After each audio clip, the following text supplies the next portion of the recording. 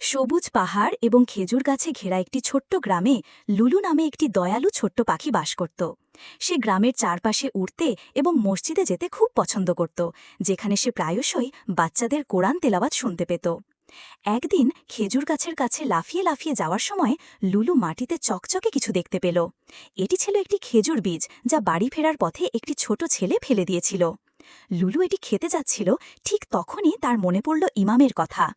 একটি ছোট বীজও এমন গাছে পরিণত হতে পারে যা অনেকের খাদ্য জোগাতে পারে, অন্যদের উপকার করে, এক ধরনের সদেকা, দান।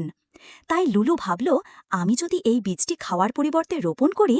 সে মসজিদের কাছে একটি রৌদ্রোজ্জ্বল মাটির টুকরোয় উড়ে গেল, তার ঠোঁট দিয়ে একটি ছোট্ট গর্ত খুঁড়ল এবং আলতো করে বীজটি ভেতরে রাখল।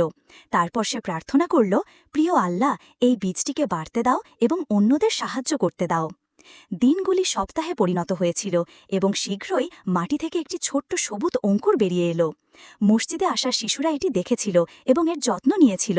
তারা এতে জল দিত, কথা বলতো এবং দিনের পর দিন এটি বেড়ে উঠতে দেখত। কয়েক মাস পর অঙ্কুরটি একটি ছোট খেজুর গাছে পরিণত হয় এবং একদিন এটিতে প্রথম মিষ্টি সুস্বাদু খেজুর ফুটে ওঠে।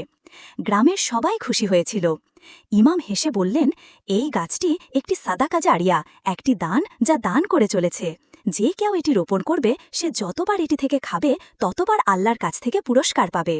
লুলু গাছের ডালে আনন্দে কিচিরমিচির করে বলল, সে জানে যে সে কিছু ভালো কাজ করেছে।